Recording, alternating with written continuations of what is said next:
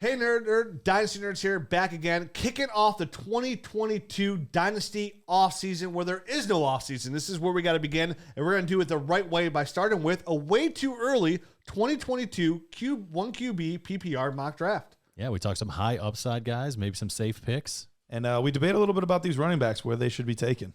Some good ones, some good receivers, a lot to talk about. Let's see who we like a little bit more and a little bit less. Ready, set, hut, hut. Welcome to the Dynasty Nerds Fantasy Football Podcast, where we discuss Dynasty strategy, rankings, and all things NFL. So get ready to geek out on fantasy football with your host, Rich Dotson. And welcome to the Dynasty Nerds Fantasy Football Podcast. I'm your host, Rich Dotson, and my fellow nerds, Matt O'Hara. Hey. And Garrett Price. How's it going? Oh, it's going good. Good to be back here. Brand new year, 2022. Season's behind us. The real work begins. Let's do it, man. What work is that, Rich? Dynasty work. Like rookies? A lot of rookie talk here for the next, 5 months? And then That's basically what we're going to do. We'll break down Senior Bowl. We'll break down the combine, the NFL draft as we go along. But I mean, this is it. I'm talking East-West Shrine. Look at this guy. I swear we're getting deep. We're getting deep. There's a lot of work to be done. This is probably probably one of the funnest parts about Dynasty. Is getting ready to change your franchise by making trades this whole offseason and getting ready for the rookie draft, whether you have picks or if you don't have picks, maybe try and trade for picks. But we got to get ready. I don't know about you guys, but I'm excited that they're going to have the combine again because now we're finally going to get accurate measurements, everyone on the same field again, running the same times. I know for me personally, that was tough last year, kind of piecing things together just from a numbers standpoint, like what is legitimate and what is not. It'll be nice to have all those guys in one building again. Yeah, in this draft, today we're doing a mock draft for the Nerd Herd Show. We're going to do a Superflex mock draft, kind of like a broad stroke of these players. Like, way too early. I just kind of watch casually in the bathroom some of the tape on these guys to see who I liked, who I didn't like casually. It's mostly, I'm glad it was only casually. And I mostly focused on the guys that I ended up drafting, kind of going off the list of what we have in our rankings online on there. So to get ready for that, we have a lot of shows coming here, basically rookie centric to get you ready and kind of break down these players that might be either whether it be free agents or guys that are going to be opportunity in 2022. There's a lot to cover to get us ready for the 2022 I'm season. still visualizing Rich in the bathroom. Casually. But not casually now. Now he's intensely now he's got in a the bathroom. whiteboard. He's got all sorts of stuff. I wasn't wearing a tie. He's going at it. It's a big screen TV in there. He's got the pencil behind his ear. Yeah, everything. Yeah. He's taking notes. Yep. My iPad. This is it. This is film watching time. This is where we get into the film room and kind of start grinding these guys out. It literally starts soon. It's pretty much started today. We already got some of the nerd score stuff in. We've already been working on some of that kind of stuff. So there's a lot of stuff to go. Yeah, the nerd score is up on the site. We just had one of our analysts did some research into it. You guys had some good news on the nerd score. Yeah, Jared, you want to talk about it real quick? Yeah, so shout out to David Zach. He does a lot of the analytics stuff at Dynasty Nerds. He has his David Zach. He puts out like a Z score, which is his rookie model for predicting fantasy success for the incoming rookies. And he ran a regression analysis using the nerd score and compared it to draft capital. So our nerd score for the 2021 class at wide receiver actually had a better R square value than actual draft capital.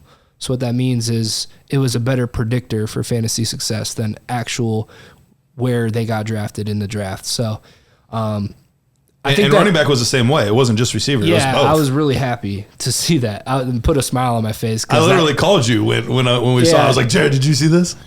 So that just means we're doing something right. It proves that the process that you guys are going through for those scores is working. It's headed in the right direction, as opposed to the people that go just after the draft based off the draft capital. They might be missing some players. Yeah, it is wild to see how successful it's been, despite having such limited information. Doing it beforehand, it really limits a lot of stuff because we don't know the draft. We don't know what happens at the draft. We don't know what team takes them, what round they're going in, and then we don't have any of the afterwards news either of how they're doing in training camps and all that. Like, it's not like we wait till the first day of the season to postseason. Literally, they lock an hour before the NFL draft starts, and then that's it. We can't touch them again. Well, it's a good tool to have on the site. Right. It just furthers the belief that we have. I know we always talk about it, that you really got to look at the player himself, not really where they land. Exactly. As far as you let that kind of a little bit adjust things, but it shouldn't be that much. It really shouldn't. And that's what we're trying to provide here at Dynasty Nerds, is just all the tools possible that can put you in the best direction to overall draft these rookies. We're going to sit down and break down the tape. We've had a lot of high success breaking down these rookies over the years, giving you our opinion. We offer the Nerd Score. We have the mock draft app. Anywhere you have an app, so that we can actually mock draft these apps, which is we encourage everybody to use because it's providing us live ADP as well. So that's a good way. All these tools are on the site. The Nerd Score, the Dynasty Nerds Film Room, the extra podcast where we break down these rookies to give you an analyst that way as well. And that's the best way to get on top of this, is join the Nerd Herd. This is the time. A lot of people are like, okay, this is time to take a break. No, this is the time to start digging in to set yourself up for success for that small little 3-month window where we actually play the game. Nope. The rest of the work is the off season, and the people that put the more work in are the people that find the most success. It's easy to get lucky in redraft. It's a lot harder to get lucky in Dynasty. Maybe a little bit more this year because of all the COVID issues. So teams had a little bit more, a chance to just not be able to, to reach their potential because maybe all the receivers were out for the COVID list. I looked at the running backs this past week and who scored the top guys. The top guys were all Jared Patterson, baby. They were all second stringers. It was like you didn't get to a first stringer until like 7 or 8 or something like that. I was like, Kamara finally had a good week this week. But the thing that we do is we're aiming to get you to the top of your standings during the regular season. There's so much luck involved once we hit to the playoffs. It's a bit of a crapshoot, but our goal is to have a competitive team that makes the playoffs every year. And then when you get it, anything can happen. My home league, the 5 and 6 seeds ended up being the 2 seeds or the top 2 seeds in the championship game.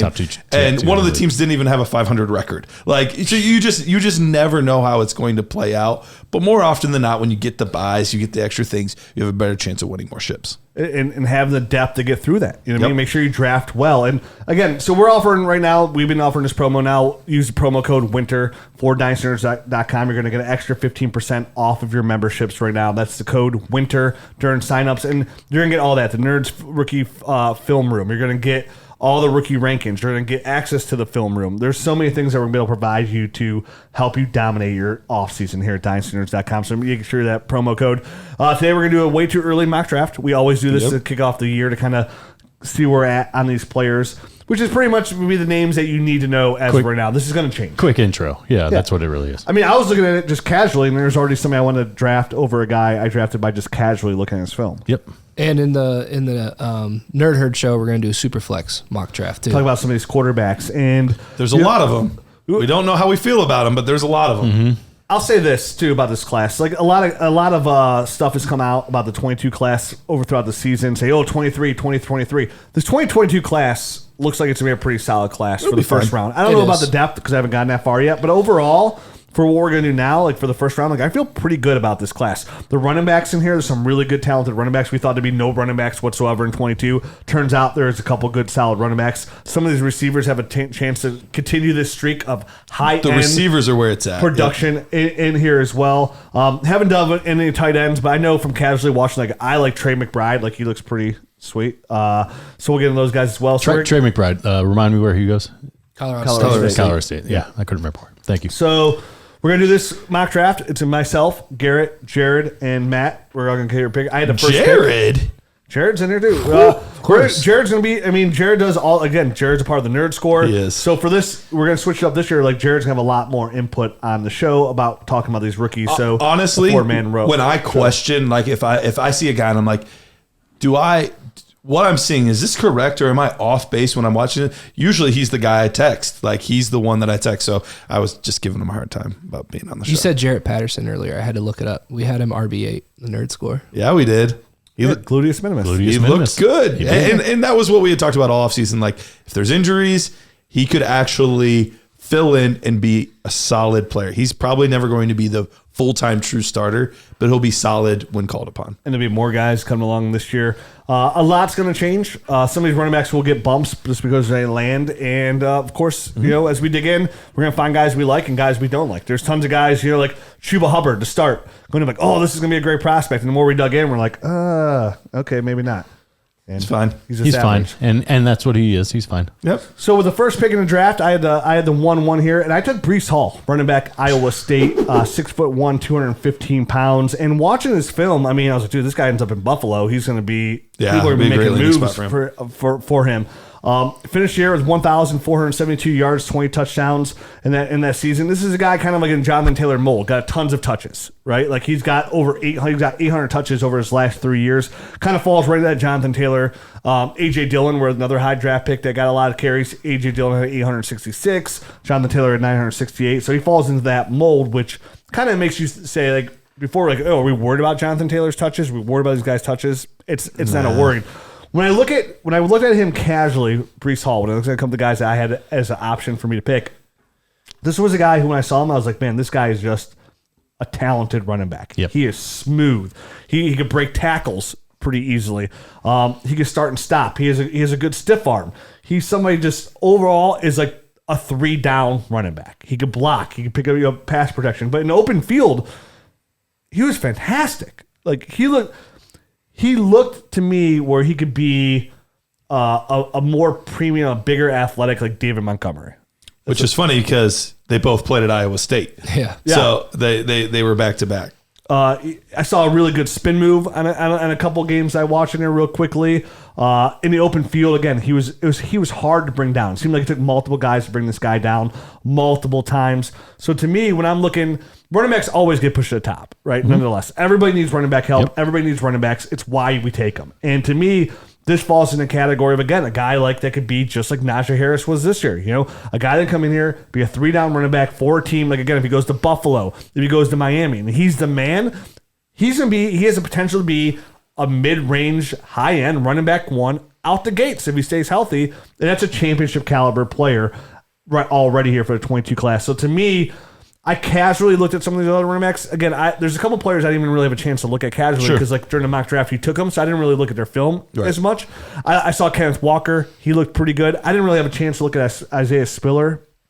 But I tell you what, despite what I haven't dug into him yet deep, but by the casual glance of Breece Hall, it's going to be hard for me to find somebody that's going to probably jump him in my dynasty ranks. I'm sure I'm going to get to a situation where, like, okay, if you need a receiver, I'm okay with taking Garrett Wilson here. I'm okay with taking Jameson Williams. I'm okay with taking Trey Lance. You know what I mean? But as of right now, I'm locked in with Breece Hall as a way too early prospect is my 1-1. I love him here. Love him. I don't disagree. I like you just did this kind of casually and quickly in the past few days. And when I got to Breece Hall, I didn't have a lot of time, and I watched about 3 minutes of his tape and went, yep, I like this guy a lot. Like, he just brings a lot to the table. And to look at his stats and see that he was over 1,400 yards and had, I think, 36 or something like that receptions to go on top of that. He's an all-around back. He's got a really a nice way in the hole of moving laterally, and he's bursty. He's got a really nice quick first step there to go along with everything else, and he ran with some power as well. So I like a lot of what I see out of just all purpose. Yep. What it brings. And you mentioned receiving. He had a total of 82 receptions in college. So 82 receptions, 734 yards, 6 touchdowns. So he's viable in the passing game. He had, in 2019 he had 897 yards and 9 touchdowns. But in 2020, 1572, 21 touchdowns. 2021, 1472, 20 touchdowns. So monster stats there. Very productive. At Iowa State. Very productive, very solid. Big fan. Yeah. He set the FBS record for most consecutive games with a rush touchdown. 24. Oh. It's crazy. 24 in a row. Nose for the end zone. Yep. It's wild. Yeah, this running back class is all very close for me. I do like Breece Hall. I think he has good vision. He's got a really good feel in the open field of just kind of planning ahead, and you can tell that he doesn't feel rushed. It doesn't overwhelm him in the open field. He makes good moves.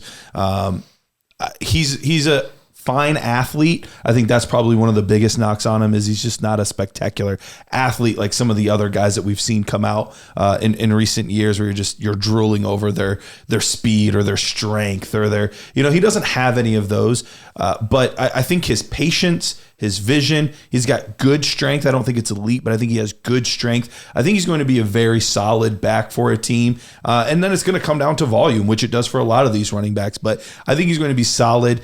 Him him and Isaiah Spiller are pretty close for me. Kenneth Walker's also in that conversation. Jared, I know you love Zach Charbonnet. He'll be a guy that's going to be in this conversation as well. But the nice part is, for the most part, we have a lot of good size with a lot of these running backs in this class. Whereas in some of the other years, we're like really trying to, especially last year, we had like Etienne, who's a little bit undersized. And then we're pushing up guys like Gainwell and Carter and guys that are at the top. And we're like, they don't have great size though, so no 3-down role, but maybe a good passing down role. We have a lot of guys that could traditionally work into those 3-down roles. We'll see if they get them at the NFL level, but at least they have the size and ability to do it. Yeah, Breece Hall has that Antonio Gibson kind of built at 6'1", 215 pounds. You mentioned the word patience. I saw that flash on his tape here real quick, like real good patience behind the line, then hit that hole. And you mentioned athleticism where I heard some reports about Breece Hall, like, oh, he's not going to be the fastest guy. His forward time won't be the fast. But when I saw him run the football, like, he showed to me like he's a football player and he's got football speed.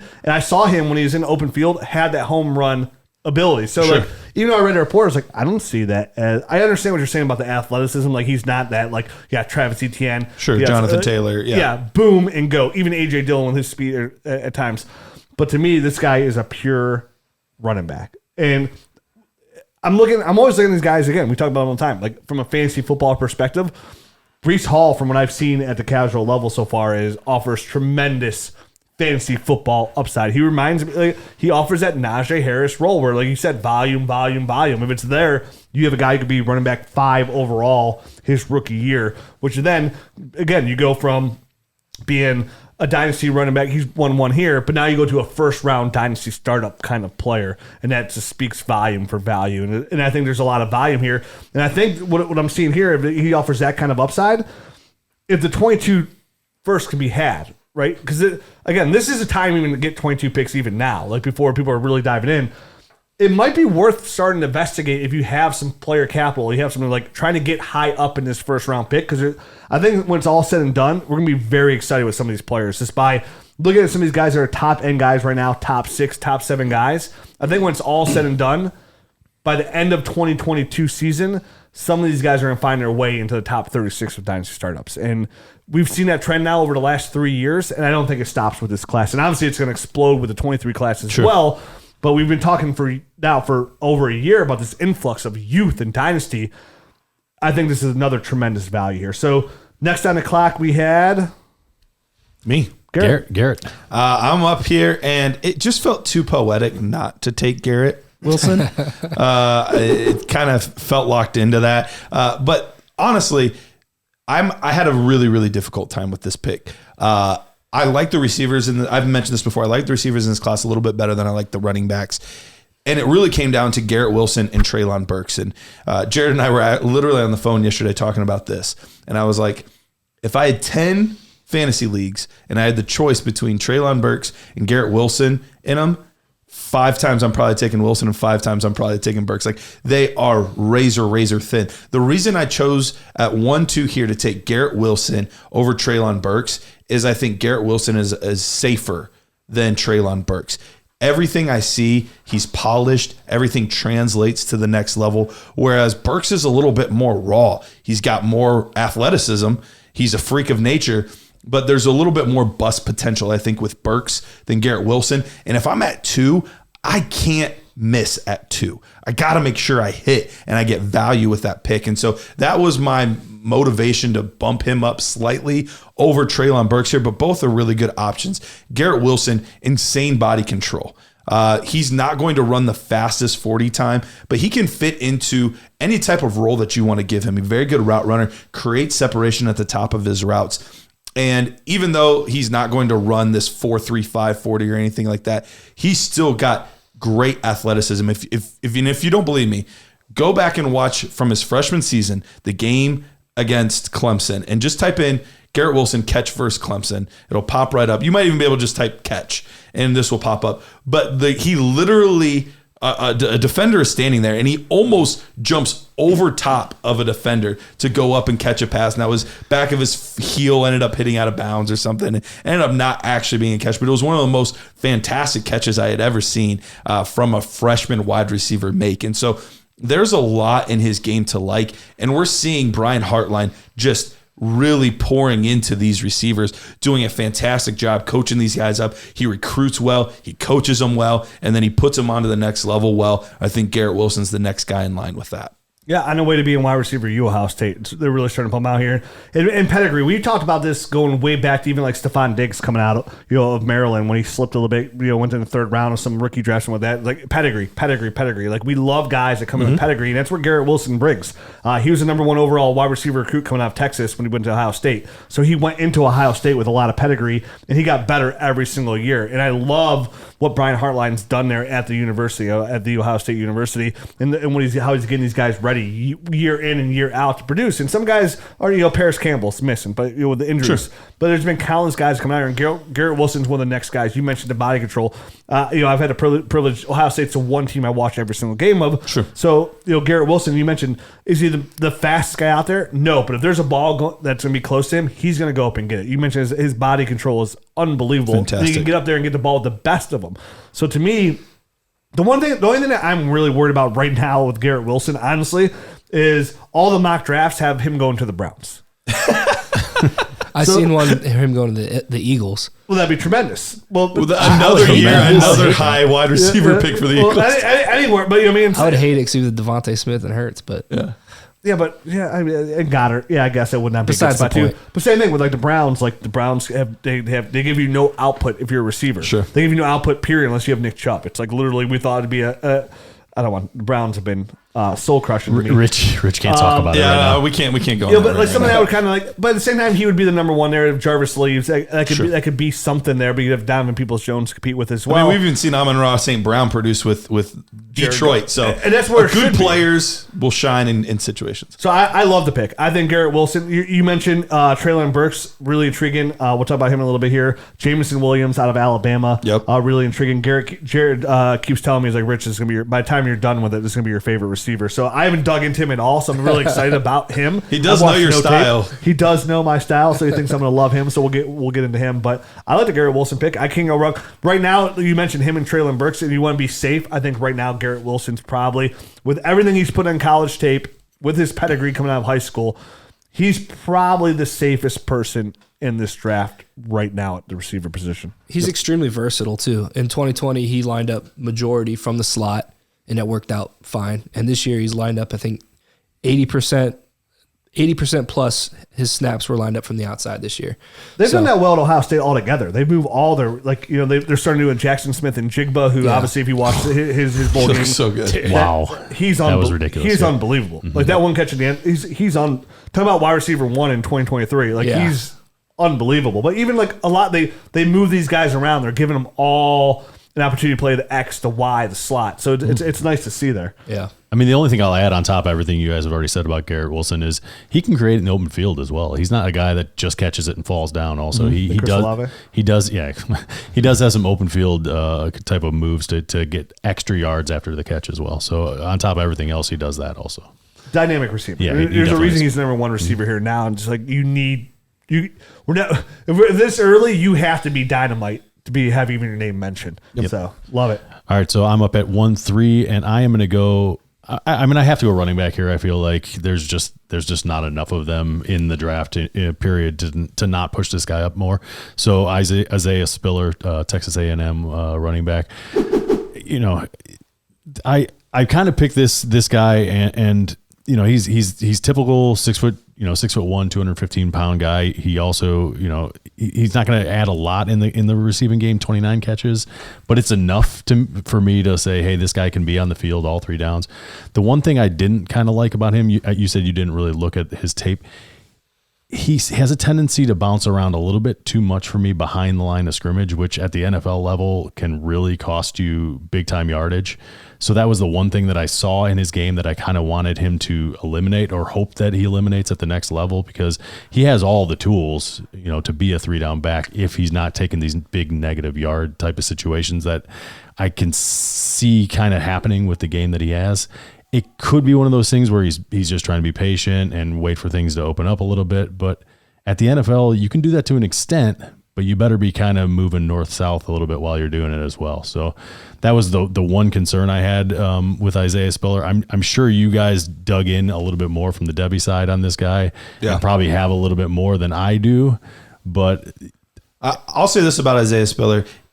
All of these running backs, I mentioned it before, they're very close for me. So as I'm doing, and these are preliminary ranks, right. I will watch a lot more games on each player before I feel comfortable giving them like my final personal nerd score. But right now, I don't have anybody above, like, if I were to combine the past 2 years classes, I don't have anybody above like 7th or 8th. This was the one guy that was really like right up in there, around 7th or 8th. He offers a lot as far as a between the tackles runner. He's very physical. He's got pretty good speed, and he's a guy that will punish people in the open field.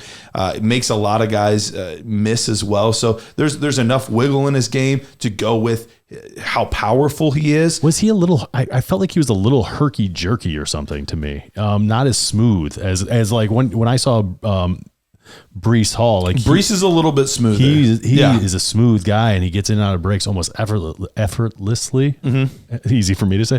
But Isaiah Spiller, on the other hand, was just a little herky jerky for me. Like that's what popped off initially. So do you like him, Matt? Because so far, you've only said negative things about your draft pick. I do like him. Okay, I'm just making sure that you actually like him. I get it. No, because when you do it, like we're going off our list on these rankings. So we're looking at these guys who to pick. So you take them off of like basically our Debbie guy's opinion. Sure. And then when you're casually watching the tape, I just say something like Olave. I've watched Olave's entire career, and I pick him, and then I start casually watching the tape a little bit more. And I'm like, okay, he's a good receiver, but like I don't.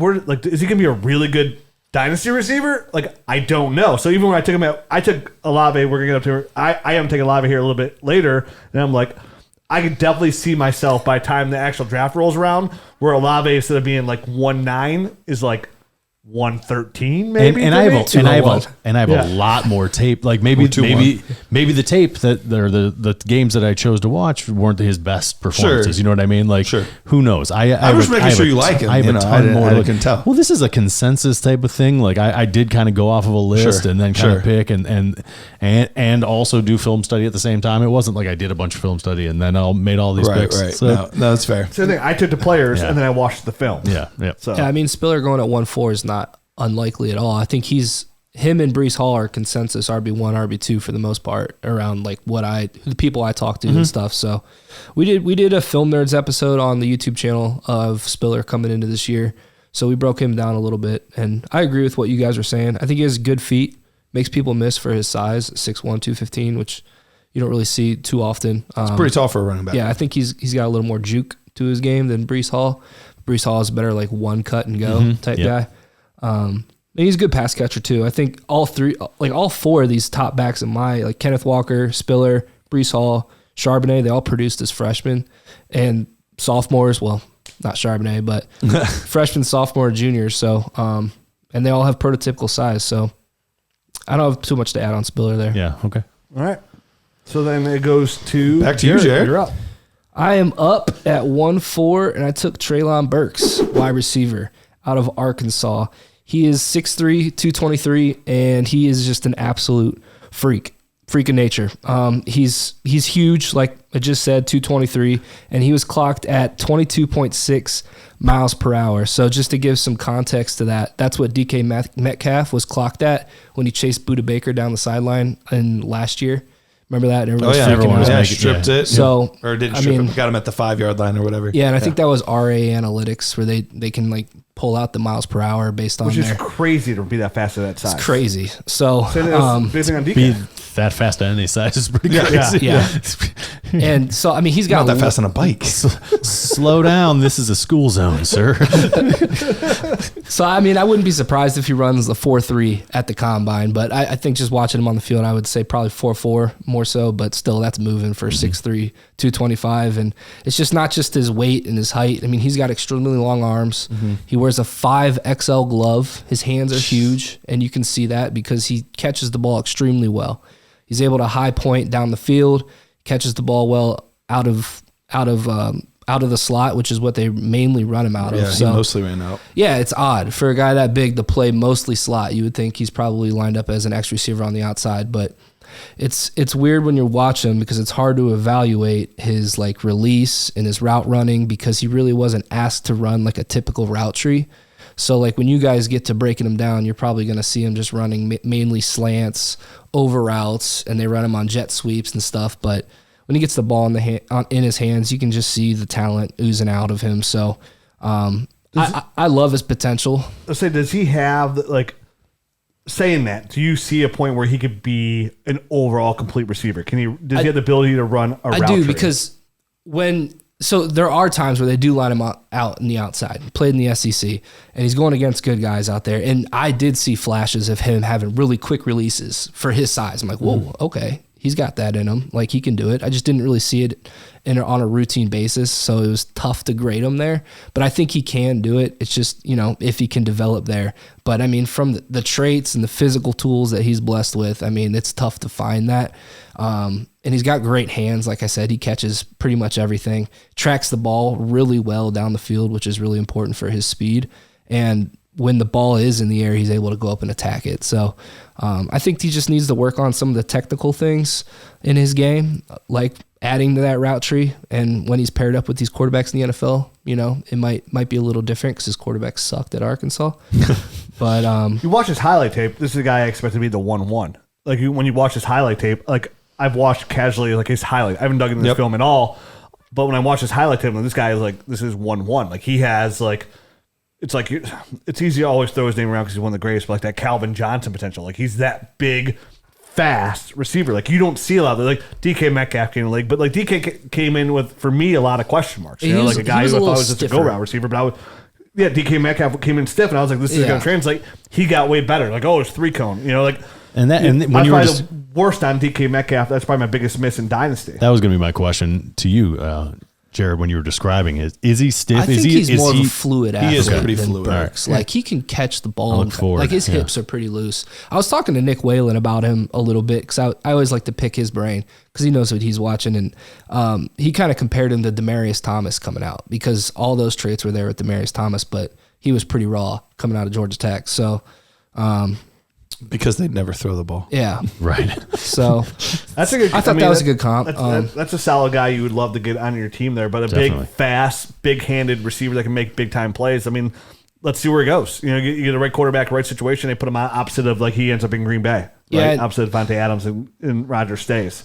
A lot of these mock drafts, he's going later than I would think he goes. Like he's going as wide receiver 5 or 6 in the first round. So, I don't know if they're just like downplaying him, they're trying to slow play him, as I hear that happens. But I don't know, it'll be interesting to see. It gets me excited to see a player here already at like we're at 1-4 and you're getting a guy like Traylon Burks who like, you go back 3 months ago and you're like, this guy's Dynasty 1-1 most likely. So to me, it just shows you already the depth of this class at a casual like glance. Like you're getting, if you have 1-4, you're getting Traylon Burks. So like, again, you don't necessarily have, and there's another running back we're going to talk about here, Little Satoon, right?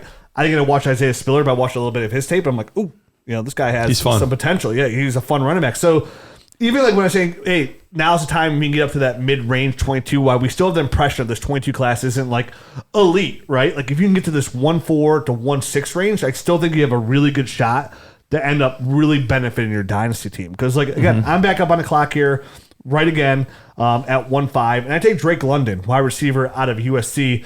And, when Traylon Burks went away, I got to casually watch a little bit of Drake London because Jared put me on Drake London early. He's like, this guy is just a fantastic receiver. You got to check him out. 6'5", 210 pounds. Now, he ended up fracturing his ankle earlier on. So, like, we don't have a complete film study for him for the entire year. But when I watched him, I'm like, look at this guy's Mike Evans. Like a giant receiver who has pretty good hands. And if you're looking for somebody who's probably going to be one of the best contested catches in this draft class, it's going to be hard for me to find somebody that's not going to be outside of Drake London. Like I loved Garrett Wilson, but Garrett Wilson isn't 6'5", 210 pounds. He doesn't have that. He's maybe 6 foot, right? Yeah, he's going to be right around. I wouldn't be surprised if he's 5'11" when he actually. 5'11", and that's fine. There's tons of success. Absolutely. There. But Drake London is Mike Evans. That's what he is. No. He's a big, sure-handed receiver that when you throw him up the football, he's going to go get it. And he might not look like he's the fastest guy in the field, but he's fast enough to get it done. He's going to be similar to his teammate from a couple years ago, Michael Pittman Jr. You're going to have a lot of parallels in their game. Another and guy who we loved, and when it said last year watching Michael Pittman Jr. when we were done watching tape, I was like, dude, after all these receivers, like I was way too low on Michael Pittman Jr. Drake London, I don't want to make that same comparison, because when I watch him, I'm just like, okay, I've seen guys come in the league like him. You know, you got other guys that are like Dorial Green Beckham that completely flying out, but you got Don't the Michael say Pittman that man's Jr.'s. name in front of me. You got the Traylon Burks. Watch out, buddy. You got the Mike Evans, and to me, he's somebody that you get the ball in his hands. First of all, he's going to go get the ball, and then you get him the ball in his hands, and he's good enough where he's going to make some action happen. He just reminds me of Mike Evans. He really does. Yeah. And Mike Evans, again, who after this week will be the first receiver ever to have 1,000 yards his first eight years in the league, the only receiver ever to do that. So to me, when I watch Drake London, I'm like, this is a guy, just like I would want to trade for Michael Pittman Jr. right now. If I love that, Michael Evans is probably undervalued in Dynasty. It's like, this will be a guy who will help my Dynasty team for 6 to 7 years. Mm-hmm. Like, he will always give me production. He might not be that elite wide receiver, high-end wide receiver one, the superstar speedster flash guy, but he has a potential to be wide receiver 7 to wide receiver 15 on a year in, year out basis in the right situation. I love his size. I love his hands. I think he's really athletic for how big he is. He offers a lot of upside. So, again, getting here at 1.5, a guy of Drake London's caliber, I feel really good about it from what I've casually seen. And, again, this is something that Jared put me on early. He's like, hey, this is somebody you got to check out. Like, before he got his ankle, he's just somebody, if you want somebody to catch the football, he's going to get it for you. He was tearing it up this year. He would have won the Biletnikoff if he would have been healthy. I mean, he was just on. He was still a finalist, even though he had only played 5 games, 6 games. Yeah, he's PFF's #1 rated wide receiver. I think it's important to say that. They do a lot of good work over there. He played 2 years on USC's basketball team, so he's got a good basketball background. I think that helps him. Definitely, those jump off situations. That's always a bonus for sure. Yeah, what I noticed when watching him, he's just an absolute beast in the open field to tackle. He kind of reminds me of Michael Pittman in that way. Like, he always ran really hard and he was tough to bring down. So, don't really have much other than that to add. The only thing that we didn't see a ton of is he didn't create a ton of separation. And that's something, when I dig deeper, I want to look into that because he's not overly fast and he's not an incredible route runner. Usually your separation is going to come from one of those two things typically. Now, where he's going to win is contested catches, and that's fine. There are guys that can win consistently at that. But the NFL has moved to more of a game of space. Yeah, no doubt. So that is going to be the one thing that I'm going to keep my eye on. But he's absolutely within my top 5 receivers. I think he's worthy of an NFL, late first, early second round type of pick. So this is not a thing that I don't like Drake London. That's just the one thing that I want to keep my eye on as I'm watching film. And as you were saying that, in my brain, like I'm trying to think of quarterbacks that will just throw it up to a guy, because you need that if you're going to have a guy that's not going to get a lot of separation. So nothing's coming to mind like right off the top of my head, but Jameis Winston, if he'll throw it up no matter what, even if there is no space and you have no shot of catching it at all. But it's one of those things that if I'm watching the film and I see that he's not getting separations, those are the kind of things that I'm thinking of. Like, is he going to end up in a situation where it doesn't matter because he's 6'5" and there's going to be a guy that throws in the ball anyway? Maybe then he'll still have value. Otherwise, he might take a little bit of a slide back in my rankings depending on where he kind of lands and with whom. Well, the short area quickness was there, and we've seen a lot of this in today's NFL away scheme. That quick. You quick stack that receiver, quick slant, get inside. We see a lot of it from the Browns and Jarvis. A lot of those plays. So to me, I think casually watching him again and the limited he has, I think this guy offers that kind of upside. He has crazy upside. Totally agree. Again, I think he's to be somebody that's a very safe dynasty fantasy football player. And if I get Michael Pittman Jr. out of him, that's fantastic. If I get Mike Evans out of him, even better. Even better. He just reminds me of somebody that if the draft slot is right, which I think it will end up being, he's somebody that's going to be a focal point of an offense enough to the point where, okay, I think his floor is a wide receiver too. And then if the touchdowns are there with his size, I can't imagine him not being, then that's where the value is. So if I'm drafted at 1.5 and I get somebody who's going to be a wide receiver 2 for the next 6 years, I hit a home run. Sure. An absolute home run. So happy about it. All right, I am up here at 1.6, And this was a little bit of a teardrop for me, especially after the top 4. I think the top 4 I feel pretty good about. I feel pretty safe about. I thought you meant you were crying. This is a teardrop. Drop top. I would have thought the same thing. No. The difference in where they are ranked, the levels. But it got to the point where there's only a few running backs left that I would trust taking with first round draft capital. And Kenneth Walker has really exploded onto the scene. Now, I remember a few years ago, Jared and I were talking about this guy out of Wake Forest, and it was so weird because like Wake Forest like walks up to the line after getting the ball, and he's like, "This kid is really good," but it's weird what Wake Forest does. And I'm talking through it, but he had me watching some tape, and I was like, "Yeah, I do. I like Kenneth Walker," and I hadn't really thought much about it. And his next year at Wake Forest wasn't anything special, and all of a sudden he transfers to Michigan State and just explodes onto the scene. And honestly, up until the game at Ohio State, he was one of the top guys in the conversation for the Heisman Trophy. And it's unfortunate that happened because I would have liked to have seen him get more consideration for that. But he reminds me size and build wise, he's a little bit smaller than some of these other guys we talked about in Breece Hall, and we're going to talk about Charbonnet and Spiller, but he's still got good size. We're talking about a guy that I think is going to come in similar to a J.K. Dobbins, this 5'9" to 5'10". He's going to Dobbins came in at the combine at 207. I think that's probably what we're going to see out of him as well. So not this big prototypical back, but he's not a scat back either. It's not like somebody that I'm worried about taking NFL pounding. I think he'll be just fine from that standpoint. Because from that height, I mean, that's thick. You're thick at that point. Exactly. You know what I mean? Exactly. Very quick player. He's got extremely quick feet. So far, he has the highest elusiveness rating that I've given to any running back in this class so far. So he can make guys miss. At the line, in a phone booth, in the open field, he can make players miss. And that's where a lot of his production is going to be able to come from, is how quick and how efficient his feet are. Now, where there's a little bit of a downside, he doesn't have a great contact balance rating for me. He's not a guy that's going to carry the pile, push the pile, break a tackle or two through running through guys. It's going to be more he's making players miss. So I think he is a good prospect. All of these running backs, I would be shocked right now, and I could totally be wrong. We'll see. But as far as NFL draft capital, I don't think anybody's going to be a top 40, top 50 pick. I think we're looking at a lot of mid-seconds to early third-round guys, which there's a lot of productive players in the NFL that have gone in that draft capital range. I think Buffalo could take a court running back earlier than we think. I think like a guy like Breece Hall would fit there. If there was a team to do it, I think they're seeing this year that they desperately need that guy. So there is kind of like the Chiefs did. You know, they took Clyde Edwards. Was Clyde Edwards-Helaire really a first-round pick? Probably not, but they decided he was. Yeah, should have taken DeAndre Swift. Think how good Swift or Dobbins would have looked in that offense. Oh.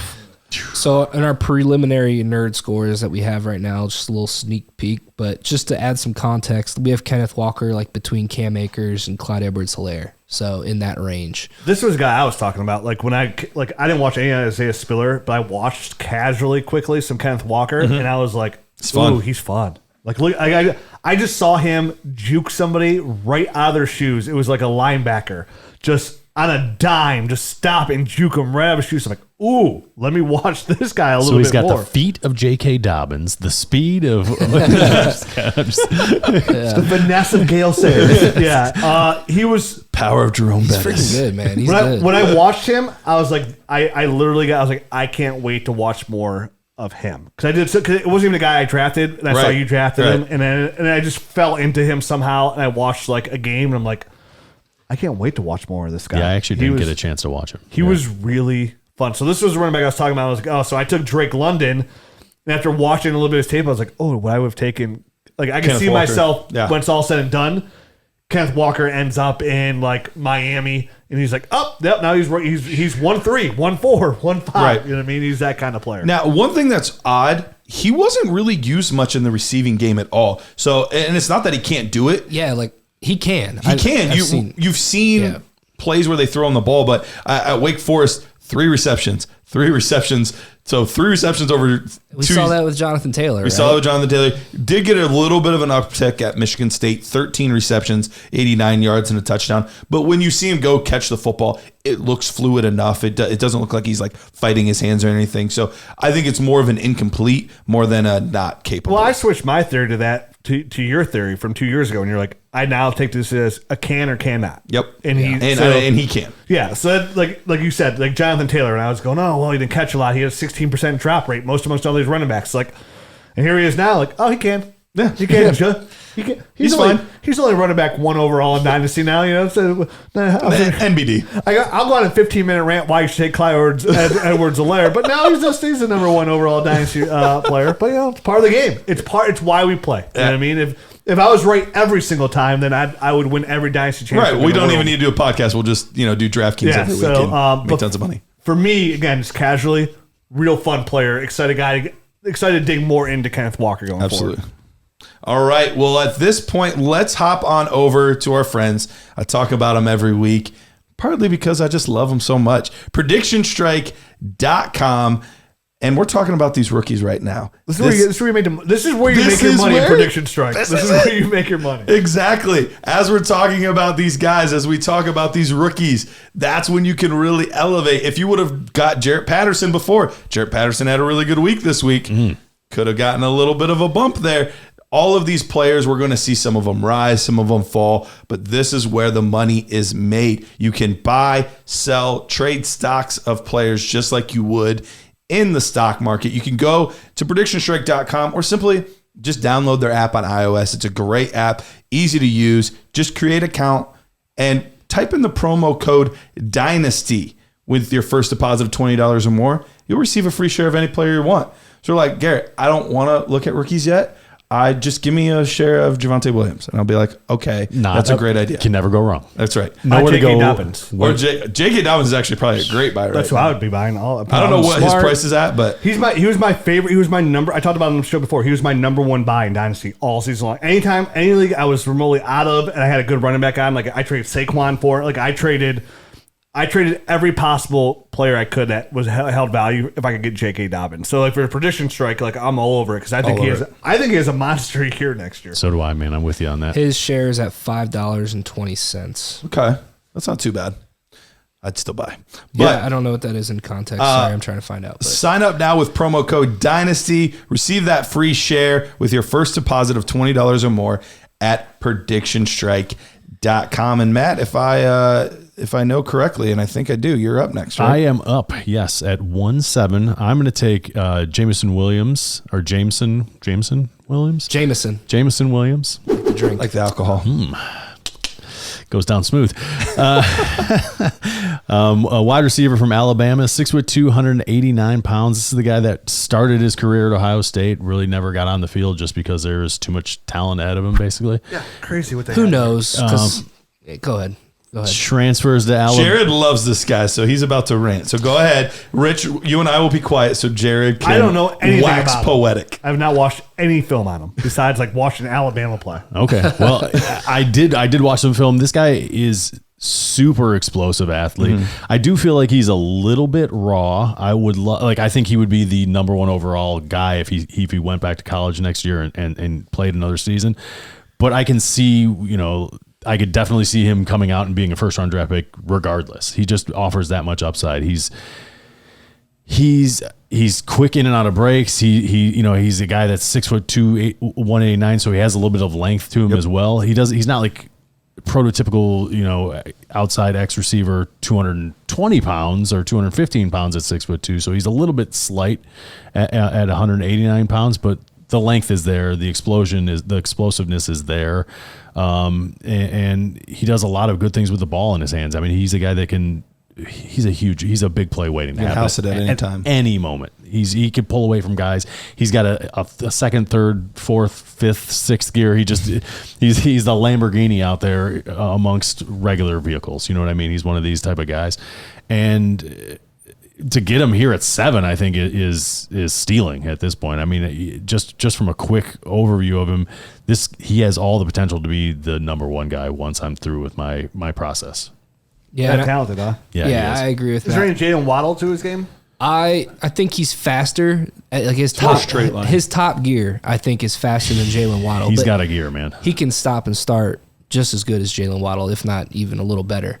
That's why I loved Jalen Waddle last year. You guys were like, oh, no. I'm like, no, this guy has potential to be like high end, and he's producing already this year. Like, he had a great season. Yeah. He gets a little bit of daylight, and it's over. Yeah, and I mean, we just talked about it. Today's game is all about getting the ball in space and creating separation.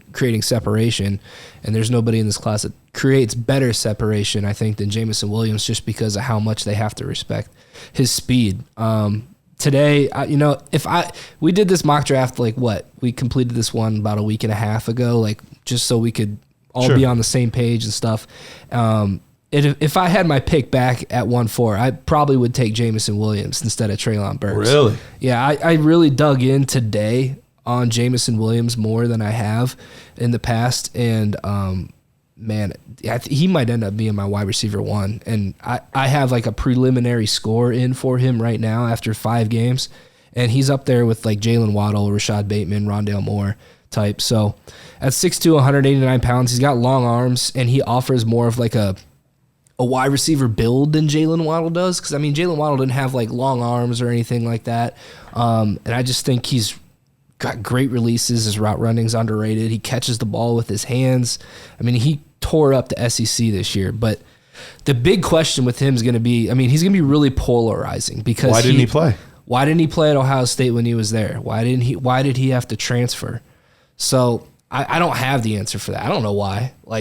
I don't know. Garrett Wilson was there. Olave was there. They're both really good. They're both projected to be first-round picks. Jimbo was there. Harrison Jr. was there. Who knows? Maybe he didn't have a great relationship with Hartline, Ryan Day. I don't know those type of things. None of us do. What was it? What out of high school? What was he rated? Do you know? I don't have that. I don't know. I'm gonna look while you're talking. Yeah, I know. A month ago, literally about a month ago, in our group chat, Jared texted, "I'm already calling it now.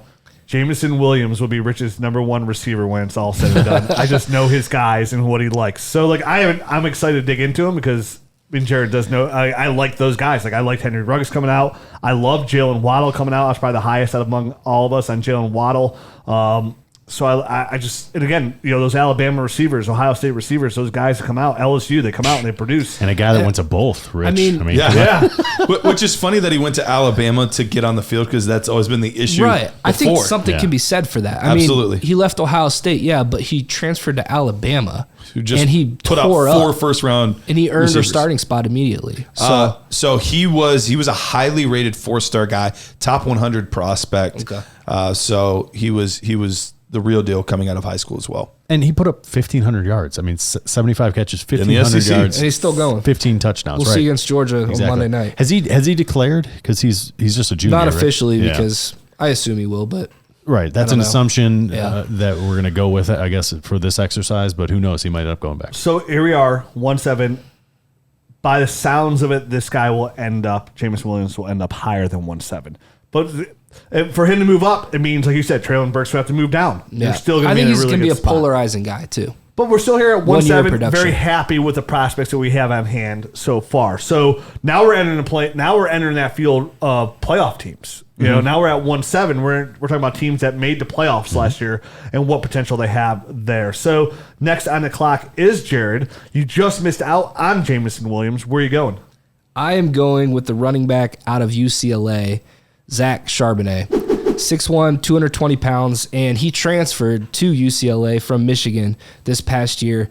And, from the first game versus Hawaii, he just tore it up. He came on the scene and immediately made his presence known. So his first year, he was at Michigan, and he tore it up there as a true freshman. He was very highly recruited out of high school. And then his sophomore year, he kind of just fell out of place. He only had 19 carries on the year, and that was during the COVID season. They had Hassan Haskins, Blake Corum. They just had a running back by committee. So I don't know what happened there. Another guy that, what happened? Why do you have to transfer?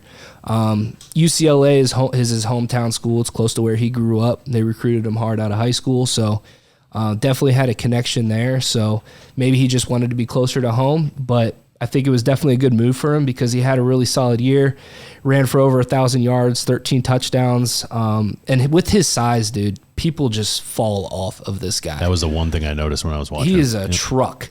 He's the best power back in this class, and with his size, I think he can be like a 3-down running back. He's not going to get vultured at the goal line, so he's going to get you those fantasy touchdowns that are so important. I think he can be a 3-down back. He catches the ball well out of the backfield. I think he has really good balance. He has good speed. He's underrated. He was a good track athlete in high school. It doesn't pop at you on tape, but I think once he gets to the combine, people are going to be like, whoa, who's this dude? Like 220 pounds running this fast. I think he's going to run a 4.4. So really like Zach Charbonnet. I'm just happy to get him here. He's one of my top backs. I think I have him a little higher than most people. It's interesting because I have his score and Kenneth Walker's score very close right now. Still very early. But what they excel at is almost opposite. I was going to say they sound exactly opposite. Yeah, so like the elusiveness, whereas I had very, very high score for Kenneth Walker. I have a fairly low score, slightly below average for Zach Charbonnet. From what I saw of him, he doesn't even look to elude people. He just looks to truck them. Exactly. And just go right through And people. it's the complete opposite with power. He has my highest physicality power score so far in the class, higher than Hall, higher than Spiller. So he's a truck. And he hasn't yet declared officially yet either. So That is true. He would be wise to declare, though, he could be like a because Chuba Hubbard guy and go back and then all of a sudden hurt himself. he could. I mean, yeah, I think he could needs to absolutely come out, but just wanted to say that. How are his hands? Good. He catches the ball well. Yep. Fine. They're soft hands. Okay. They're soft. Real Does he have soft. larger than normal shoulder pads, or was that just part of like the aura that he? He's a big dude, Yeah, man. he's big, man. It's weird when you watch him because it almost looks effortless when he like tries to break tackles. Like dude just kind of like bounce off of him. Yeah, So it looks like you're playing with your little brother or something. You know what I mean? Like, Yeah. when you're So watching. it sounds like it works so far in this draft class, and this is where this 22 class probably gets at label. Essentially, is like, okay, so we love the guys from 7 up. You know, like 1 through 7 sound really good. Now we're already okay. Now we're at Zach Charbonnet. This is the potential here. Like, where do we weed through the rest of the first round? So if I had to say, just from again a casual response, like if you want to move up into the draft, like the top 7 is where you want to be, even if it's just to 7. Like you feel pretty comfortable. And I'm on the clock next. I'm at 1-9. I took Chris Olave out of Ohio State. Big time name, Blindikoff finalist. Great production at Somebody Ohio I've State. watched. I mean, production wise, this is somebody that came out year in and year out at Ohio State and just produced. 6 foot, 189 pounds. Finished the year, 65 receptions, 936 yards, 13 touchdowns. Pretty good, right? Really good route runner, really good speed. He's a senior, so he's a really polished receiver there as well because he went back for his senior year. But like, Is he a super senior? Isn't he a super senior, Chris Olave? No, Is he just a regular one? Yeah. Okay. So I think it's because people thought he was going to come out last year. Maybe that's what it is. Yeah. gets off the line really well, played all 3 positions at Ohio State. Really good body control, tracks the ball well, gets good separation there. But like when I was watching this tape, you know what I mean? Like actually like watching the tape of every play, it's like, all right, like I could see him being like, you know, NFL cornerbacks kind of dictating what he does at the next level, possibly. Not really, doesn't do a whole lot with the ball in his hands as well. Like he get the ball, he would get the separation, get the ball, but then like there was no like dynamite afterwards. You know, like somebody produces, but then that was it. Maybe a little bit of like Cole Beasley. You said a little bit Tyler Boyd to his game that you saw. Like reminded me a little bit like he'd be a Cole Beasley, and obviously Cole Beasley put up multiple wide receiver 2 years. We'll see where he gets drafted. We'll see where he goes. But like to me, it's like okay. I can easily see Olave. Now, if Olave turns into, like, if he steps up and can be, like, I don't know, Terry McLaurin, like, you know, some of those lines, if he can come a little bit better at the next level, okay. I mean, the potential is there. But to me, he seems like he's more, this is not a bad thing. Seems like a wide receiver 3. I mean, like, I think he's going to be a very good slot receiver at the next level. yeah, a solid, like, wide receiver 3, you know, that level. That's what, just again, casually, that's what I see. I've been saying this all along. Like, I don't think he's like, nothing jumps off the page with the guy. And we've been watching him. I thought it was 5 years. Like, it's just, it's only been 4. I mean, it's nothing jumps off. And like, course, Olave is amazing at anything. He's really good at a lot of stuff. I would say, but I think the opposite of that is true as well. Is like he doesn't have a lot of holes either. No, he's very solid. He's a very solid guy, and that's why I came up with the Tyler Boyd comparison, just because Tyler Boyd doesn't do anything amazing. He's really good at everything, but nothing. He's not super fast. He's not ever going to jump out of the gym. Like he's like, you know what I mean? Like. He actually kind of reminds me of a guy from this past year's class in Amon-Ra St. Brown, where there was nothing when we watched Amon-Ra that, I had him higher than most actually, but it wasn't like, oh my gosh, Amon-Ra is amazing. But he was very polished. He did everything well. Good work ethic. Say he's a lot faster. I think, and that was the one thing I was going to say, was he's got a little bit better wheels. Yeah. Now that you mention it, like going back and watching Amon-Ra St. Brown's like tape, like that's not a bad comp. And look what he's doing in the right situation. Doing very well. But add a little speed to it. That could be the upside there too. It's just he's an interesting. I don't think he's as physical as Amon-Ra. I just think I think Olave's a little bit soft, and that's what bothers me about him. Yeah. Well, it bothered us a little bit about Jamar Chase too. We thought he was a little soft. I don't think he's like a wide receiver one in an offense. I don't think he is either. Yeah. Oh yeah, I don't see that for sure. I don't see the wide receiver, but a solid wide receiver. Like, I like that comp to Amon-Ra St. Brown as like for a fantasy output kind of production, like in the right system. He's giving you these 20-point games here and there. For the record, Jerry Jeudy was the guy that I thought was a little soft. Oh, sorry, missed that. And he is. He is. I said that You're too. right. It was Jerry Jeudy. It's Jerry Jeudy. Jamar Chase. I'm sorry. I was one of those talented receivers from that big school with a good name. But overall, like getting him here at 9, I don't hate the pick, but he's the one player I can see end up going down to like 1/3, almost like Amon-Ra St. Brown was like 2.5, 2.6 range, right around there. Like I could see Olave something at the time, but at the same time, I can see the draft capital being there. Him getting. I don't think he's slipping outside the second round. I would be surprised. I mean, every mock I've seen since beginning of last year up to now is in first round wide receiver. We've already proven that the NFL GMs don't have a friggin' clue. All right, That's we'll true. just go by the film nerd score. We've proven that the nerd score is better than it already. We'll go by the nerd score. Come on. I feel good about him right now. Casually at 1.9. It's just like, but he's somebody that I could see. I get way more excited about other players. Yeah, you might like Dotson more from Penn State. Dotson. You know what I mean? But he's very physical. But he's small though. He's another smaller guy. Better ball skills than Olave for sure. Good hands. Yeah. See, I've seen some of him make some catches. So 1.9 Olave. He is here. He might stay here the whole time, but he's gonna be a back end first round kind of player to me. Again, offers that wide receiver 2 upside. I think not a wide receiver 1, but then like. I could easily see him being like a wide receiver. But I say that, though, but if you have a guy that you could draft in your rookie draft that gives you wide receiver 3 numbers, and you could have him there as a safety net for the next 6-7 years, like at this point in the draft, at the back end of a draft, for most years, how it turns out, we've been spoiled with these deep classes, right? And that's what we don't expect 22 to be, right? We love 23 because it's deep. 22. Well, and some of the top end running backs are just high end. Yeah, like Bijan Robinson. But like first rounders.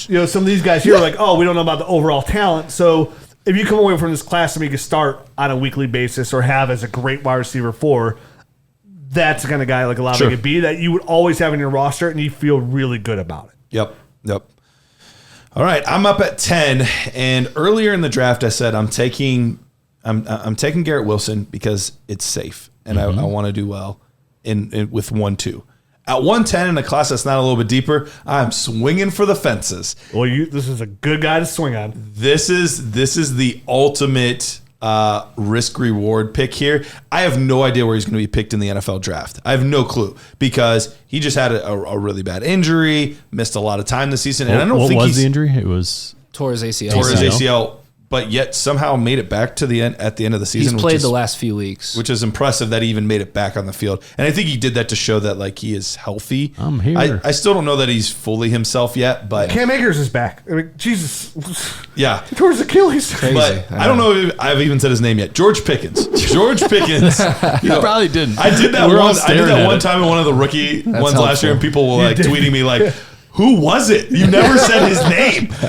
George Pickens. I'm saying it now. George Pickens out of Georgia. 6'3". He's going, I don't know exactly what he's going to weigh. I'm guessing around 200, 210 pounds. He looks lean.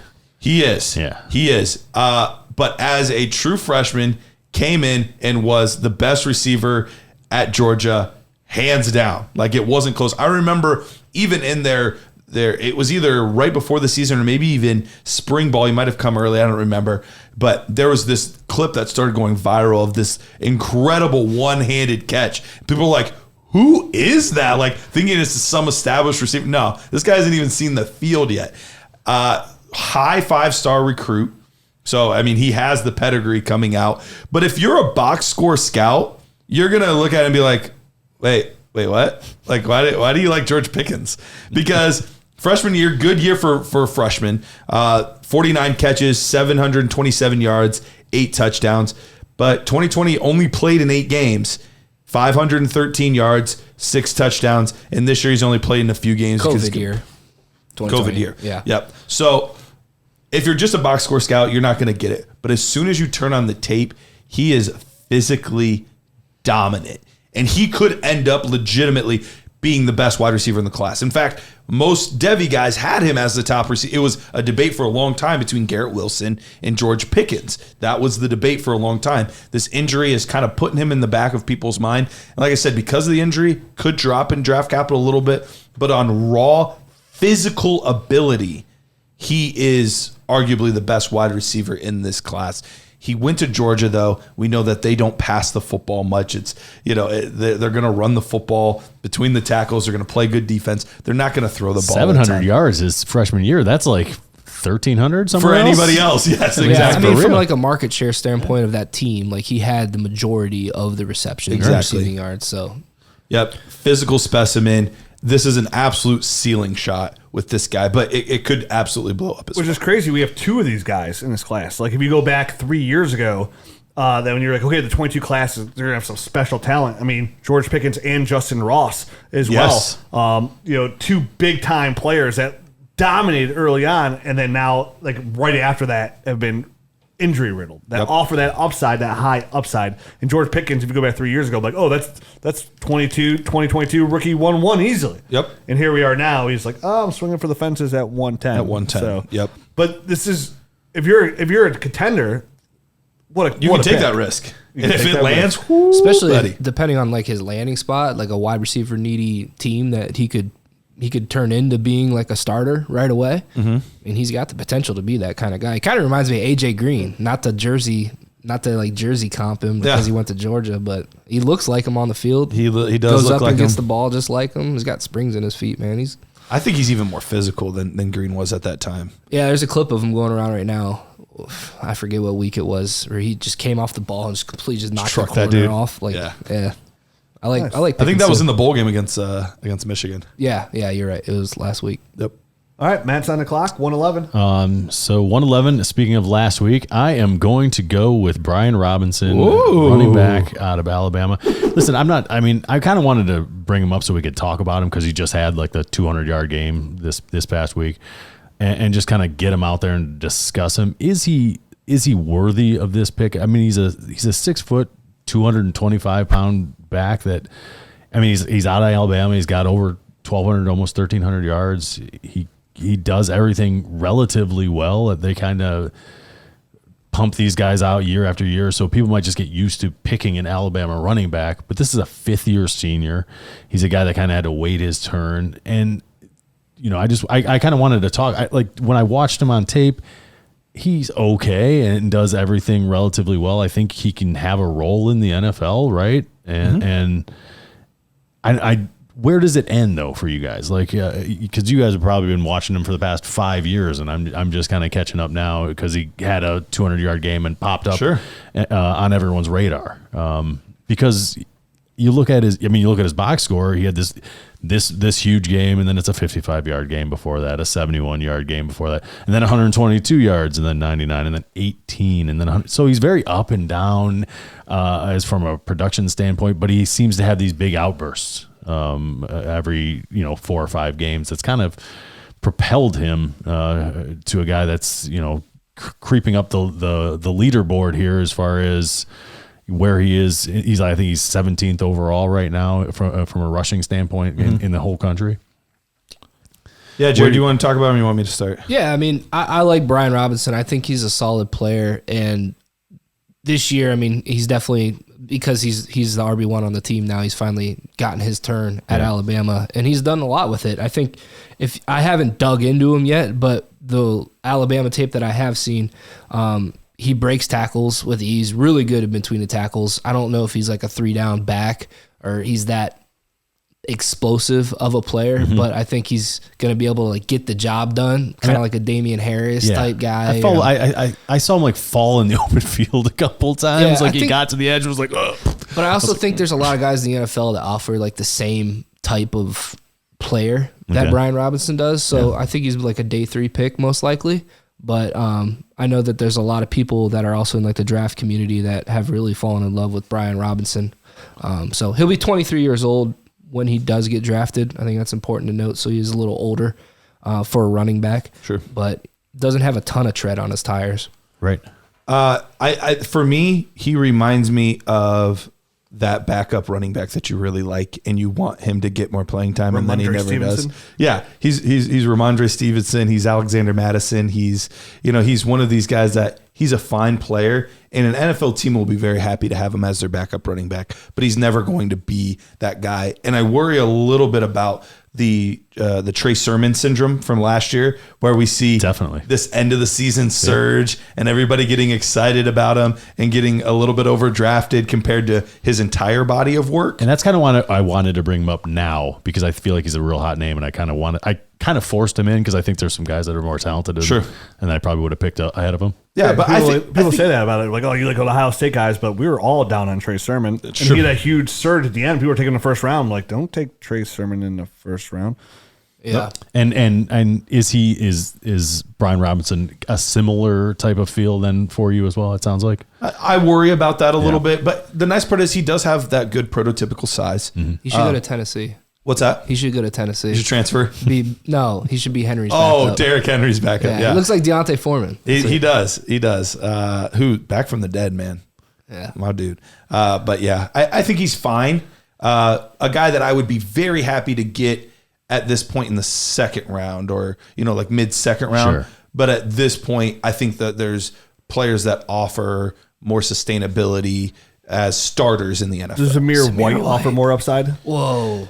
I was saying that. And honestly, that's who I wanted to pick here. And Garrett loves him. I was thinking about it. I've casually seen him, and I've liked what I've seen. I love Zamir White. I'm a very big Zamir White fan. I like him more than most of the draft community. I have a 2-2, 1-1, 1-2, and 1-2-2. So on the 9-third mock draft app, which I use like religiously. Amount. Yeah, I've taken Zamir White every single time at 2-2. I was just casually watching his film, like, oh, this guy offers some really good upside. He's got some great contact balance, very, very physical. The reason Kareem Hunt-esque. Yes.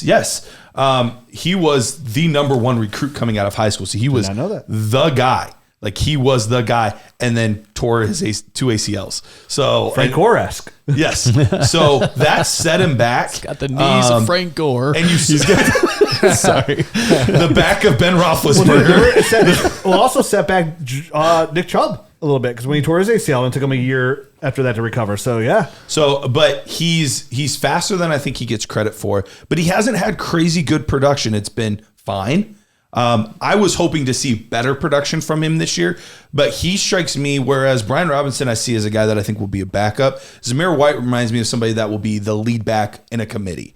I don't think he's going to be the guy for a team. He was splitting time this year with what's his name's brother? Right? James Cook. James Cook. Milton McIntosh. Got a little bit up there. They have like a 4-back system there. Yeah. This year. Yeah, but as a running back, that's so tough to get in a rhythm too. Yep. So it would be interesting to see if he was given a full complement of touches. But I think he's a player that I feel offers more for an NFL team than he's been even allowed to show in college. Team versus NFL team in Alabama. That being said, we are running out of time. Jared, you're up with David Bell. This is a player I'm excited to hear about, because I've seen him in the Big Ten a couple times. I've really liked what I've seen, but I haven't dug into his tape, and he seems like somebody that offers some good potential. Well, thanks for announcing my pick for me. Jared, who are you taking? Spoiler alert. Did you go to Purdue? Yeah, David Bell, wide receiver from Purdue, 6'2", 205. He's got good size. He's produced every single year at Purdue ever since he was a freshman. So he's got like an 18.7 breakout age if you're into analytics. This is a guy that's the data and the analytics community is going to love because he has the market share numbers. He's got, I think he has over 100 yards he averages over 100 yards receiving for his career.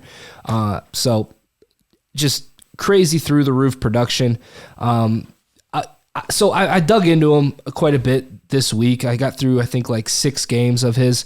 I am worried a little bit with his separation. He's not like the best athlete, but he's just very savvy as far as a wide receiver goes. Like he's good with his hands, very technical. Does that mean he's slow?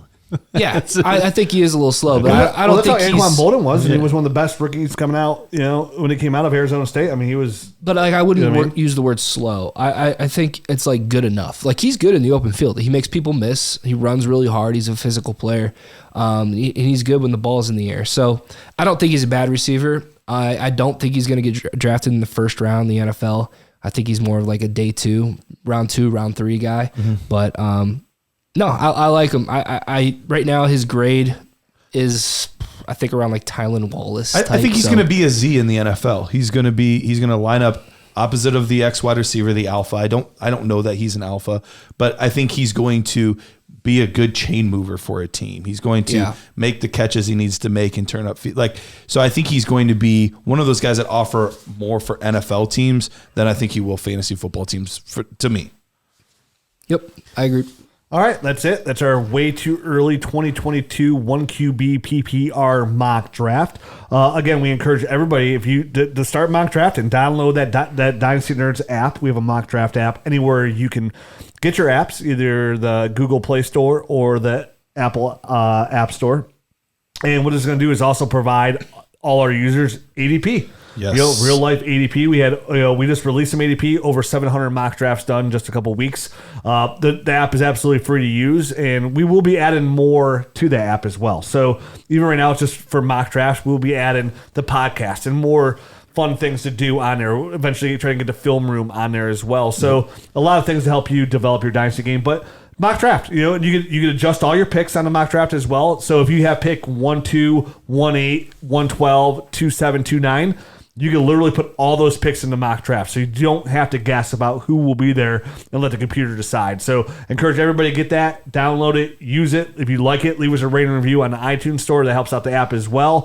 And again, use that promo code WINTER for that 15% off of what we already got up on top of there and get the Nerd Herd, because there is no off-season Dynasty Fantasy Football. This is the most important time of the year, is now. This is where the work begins, and it ends in September. And that's where we start to play the game. But to get to September and put yourself in a position to get through all those injuries, all those sicknesses, you have to have the depth and you got to have the capital. And this is what we're going to do in the offseason. So let's get out there. Let's dominate this offseason and get ourselves ready for the new football season, even though this one has just ended. We'll be back next week talking some more Dynasty Fantasy Football with you.